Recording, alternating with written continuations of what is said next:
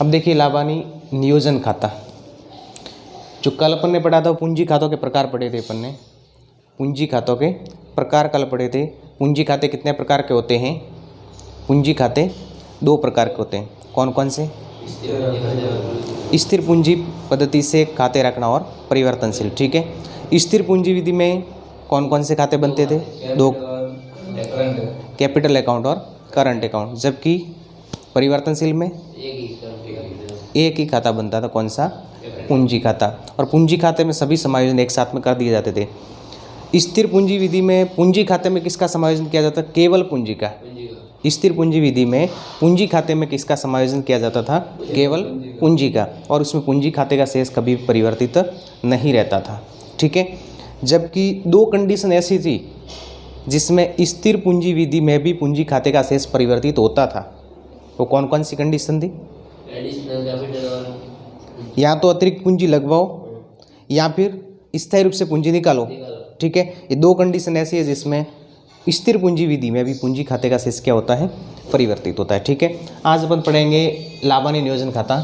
लाभानी नियोजन खाते में सबसे पहले आपको ये ध्यान रखना है कि अंतिम खाते कौन कौन से बनते हैं? व्यापार खाता। कौन सा बनते हैं? व्यापार खाता। फिर उसके बाद में लाभानी खाता।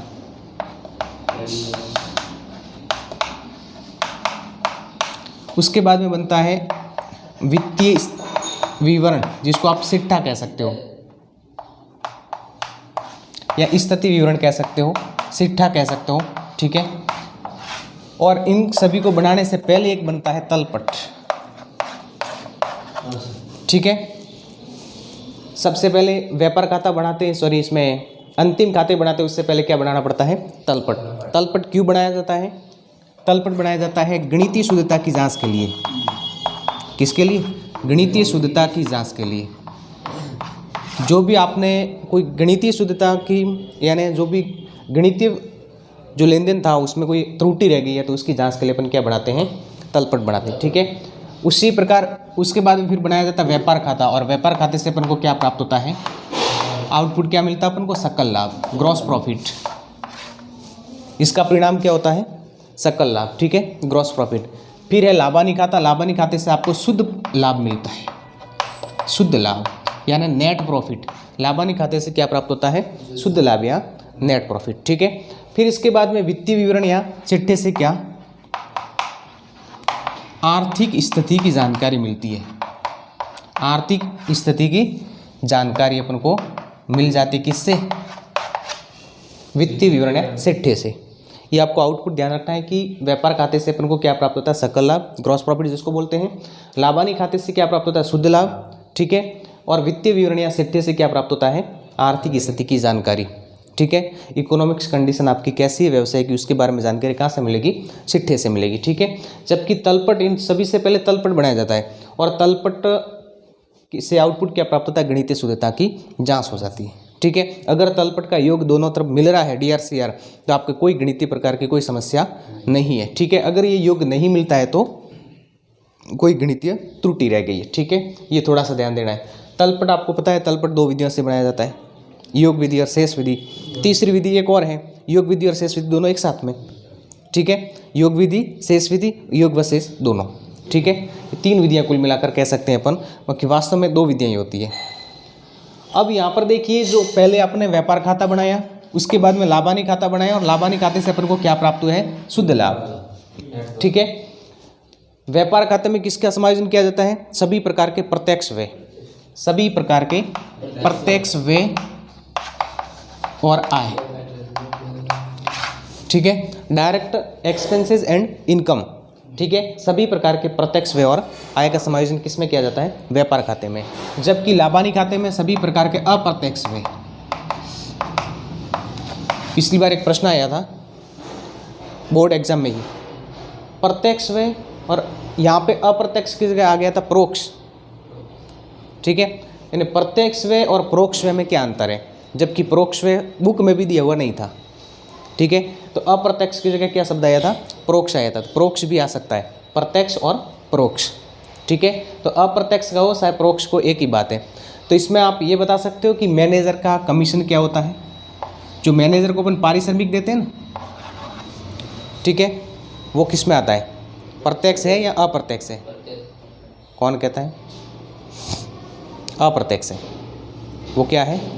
अप्रत्यक्ष है। ठीक है, मैनेजर का कमीशन अप्रत्यक्ष है जबकि साझेदार का कमीशन प्रत्यक्ष है। ठीक है, यहाँ पे थोड़ा सा ध्यान देना है। ठीक है, फिर आगे अपन को देखते हैं, जो सकल लाभ अपन को शुद्ध लाभ प्राप्त होता है उसको क्या करेंगे अपन? साझेदारों को यदि कोई पारिश्रमिक देना है तो इसमें से पहले पारिश्रमिक दे देंगे। ठीक है, अपन को तो नेट प्रॉफिट प्राप्त हो जाएगा लाभानी खाते से। फिर इसके बाद में अगर किसी साझेदार को वेतन देना है, कमीशन देना है, बोनस देना है, पूंजी पर ब्याज देना है तो उसका समायोजन करना पड़ेगा। अगर किसी भी साझेदार से आहरण किसी साझेदार ने किया तो आहरण पर भी ब्याज वसूल करना है तो इसका भी समायोजन करना पड़ेगा। ठीक है, जो समायोजन ये रहता है ना साझेदारों से संबंधित, केवल साझेदारों से संबंधित। ठीक है, जो साझेदारों से संबंधित समायोजन रहता है उसको किस खाते में समायोजित किया जाता है? लाभ हानि नियोजन खाते में। जो साझेदार से संबंधित रहता है ना उसको कहाँ पे ट्रांसफर कर दिया जाता है? लाभ हानि नियोजन खाते से अपन साझेदारों के सभी भुगतान और सभी प्राप्तियां प्राप्त करते हैं। प्राप्तियां केवल एक होती है, आहरण पर ब्याज, बाकी सभी क्या होते हैं? साझेदार को देय राशि होती है। ठीक है, इसी शुद्ध लाभ का समायोजन अपन कहाँ करेंगे? इससे इसको कहाँ लेके जाएंगे? लाभ हानि नियोजन खाते में। ठीक है, अब आगे को देखिए।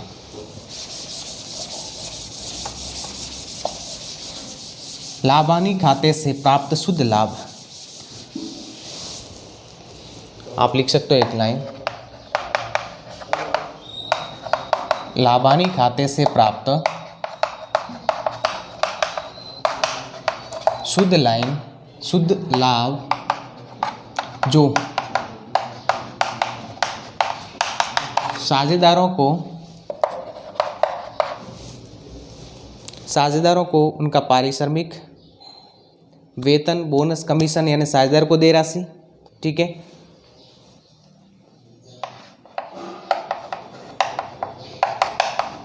जिसमें से साझेदारों को दे राशि को घटाकर तथा साझेदारों से प्राप्त राशि को जोड़कर साझेदारों में लाभ विभाजन अनुपात में बांट दिया जाता है। क्या करते हैं? साझेदारों में लाभ विभाजन अनुपात में क्या कर दिया जाता है? अनुपात में बांट दिया जाता है। ये थोड़ा सा ध्यान देना है। ठीक है, साझेदारों को लाभ विभाजन अनुपात में बांट देते हैं और ये जिस खाते में इनका समायोजन किया जाता है उस खाते को क्या बोलते हैं? लाभ हानि नियोजन खाता। जिस खाते में सभी इनका समायोजन किया जाता है उसको क्या बोलते हैं? लाभ हानि नियोजन खाता। ठीक है, अपने अनुसार आप परिभाषा तो लिख सकते हो। फिर इसके बाद में देखिए लाभ हानि नियोजन खाते का फॉर्मेट क्या है? वो मोस्ट है फॉर्मेट, लाभ हानि नियोजन खाते का फॉर्मेट।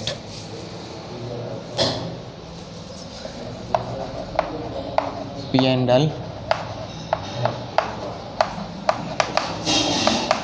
appropriation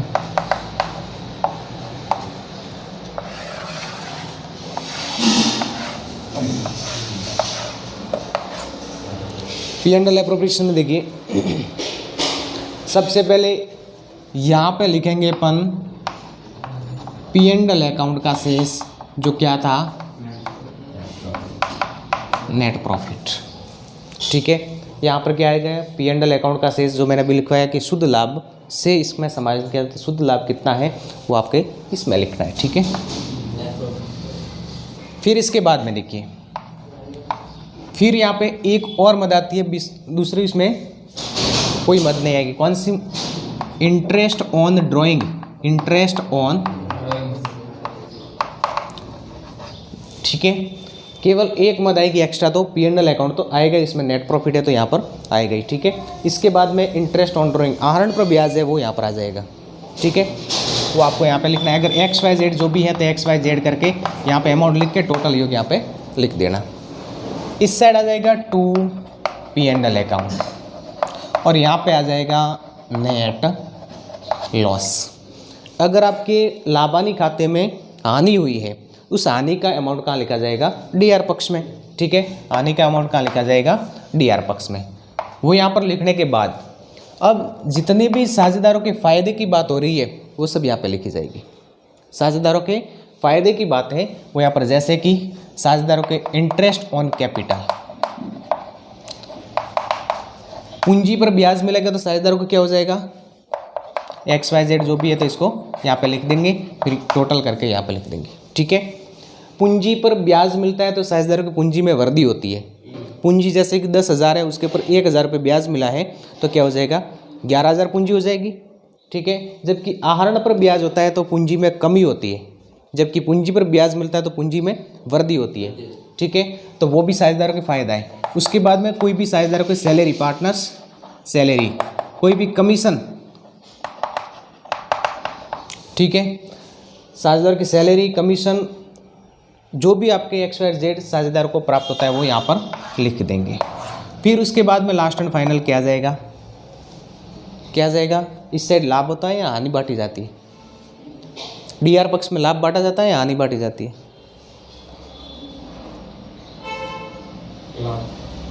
कैसे, जब सीआर पक्ष अधिक होगा तब फर्म को लाभ होता है। ठीक है, जब डीआर से अधिक होता है फर्म को हानि हो जाएगी।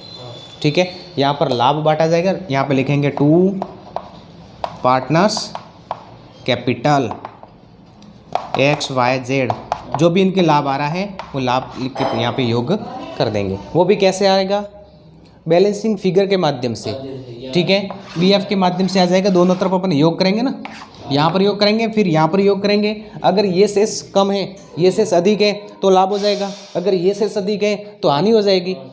ठीक है, हानि होगी तो इस साइड बांटेंगे, आएगा BF के माध्यम से, बैलेंसिंग फिगर के माध्यम से। ठीक है, तो यहाँ पे अपन लिख देंगे B कोष्ठक F भी कर सकते हैं। ठीक है, ये शेष के माध्यम से आता है। आप इसकी थ्योरी लिख सकते हो। थ्योरी क्या लिखोगे, लाभानी खाते से प्राप्त शुद्ध लाभ का जिस खाते में समायोजन किया जाता है उसे क्या कहते हैं, लाभानी नियोजन खाता। लाभानी नियोजन खाते के डीआर पक्ष में आने वाली मदें निम्न हैं, कौन कौन सी है, डीआर पक्ष में कौन कौन सी मद आती है, शुद्ध हानि, लाभानी खाते से प्राप्त शुद्ध हानि। ठीक है, उसके बाद में पूंजी पर ब्याज, साझेदारों के कमीशन, साझेदारों के वेतन, साझेदारों के बोनस। ठीक है, जो भी एक्स्ट्रा पारिश्रमिक में सब कुछ आ गया। अगर अपन कह देते हैं ना साझेदारों का पारिश्रमिक, तो पारिश्रमिक वेतन, कमीशन, बोनस सब कुछ आता है जो साझेदारों को दिया जाता है। ठीक है, उसके बाद में फिर डीआर पक्ष में क्या आता है, डीआर पक्ष में फिर और क्या आता है, अगर सीआर पक्ष का शेष अधिक है, यानी सीआर पक्ष का आधिक्य किस पे है, डीआर पक्ष पे है, तो जो शेष बचता है वो लाभ भी किस साइड बांटा जाएगा, डीआर पक्ष में। उसके बाद में सीआर पक्ष में क्या आएगा, शुद्ध लाभ की राशि, शुद्ध लाभ की राशि, और उसके बाद में आहरण पर ब्याज की राशि। ठीक है, फिर दोनों तरफ क्या कर देंगे अपन, समायोजन करेंगे और साझेदार को जो शेष बचेगा उसको पार्टनर्स कैपिटल में भेज देंगे। ठीक है, ये जो शेष होता है वो कहाँ भेजते हैं, पार्टनर्स कैपिटल में। यहाँ पर आप बाय पार्टनर्स कैपिटल लिखो, अगर हानि होती है तो इस साइड ही बांटनी पड़ेगी। ठीक है, और यहाँ पे योग आ जाएगा। ये अपने था लाभानी नियोजन खाता। ठीक है, रही बात एक और इसमें खाता बनाया जाता है, जैसे कि आपने सुना होगा P&L एडजस्टमेंट अकाउंट, ये भी सुना होगा। ठीक है, P&L एडजस्टमेंट,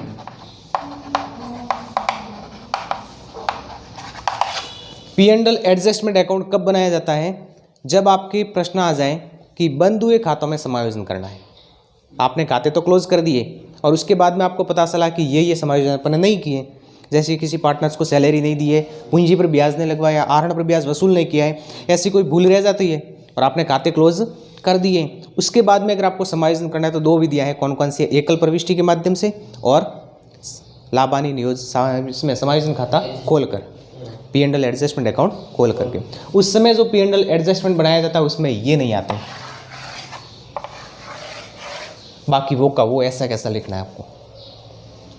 ठीक है ना, जब आप P&L एडजस्टमेंट अकाउंट बनाओगे आगे आपकी कंडीशन आएगी कि बंद हुए खातों में समायोजन करना है और उसमें दो विधियां हैं, एकल प्रविष्टि के माध्यम से और उसमें आपको बनानी पड़ेगी एनालिटिकल टेबल एकल प्रविष्टि में तो।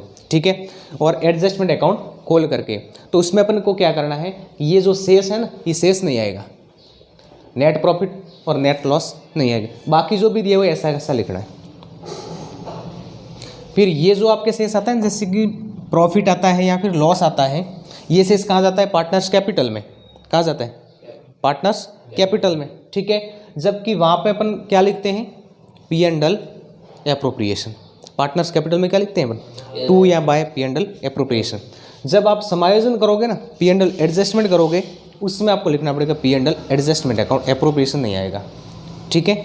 ये थोड़ा सा अपन को ध्यान देना है। ये टॉपिक आपके थोड़ा बैक में है, लेकिन पहले से आपको साथ में समझा दिया कि अगर आपके पी एंड एल एडजस्टमेंट बनाना है तो बाकी सभी मदें ऐसी की ऐसी रहेगी, क्योंकि वहाँ पे मैं नहीं समझाऊंगा, ठीक है। यहाँ पे आपके साथ में हो जाएगा। ये 2 मदें इसमें नहीं आती, बाकी वो का प्रोसेस है। और यहाँ पर एप्रोप्रिएशन की जगह एडजस्टमेंट आ जाएगा। बाकी कोई चेंजिंग नहीं है। जो इंटरेस्ट ऑन ड्राइंग CR पक्ष में आता तो वो CR में ही रहेगा, और ये DR पक्ष में आता तो DR में ही रहेंगे, ठीक है। इसमें कोई चेंजिंग नहीं है।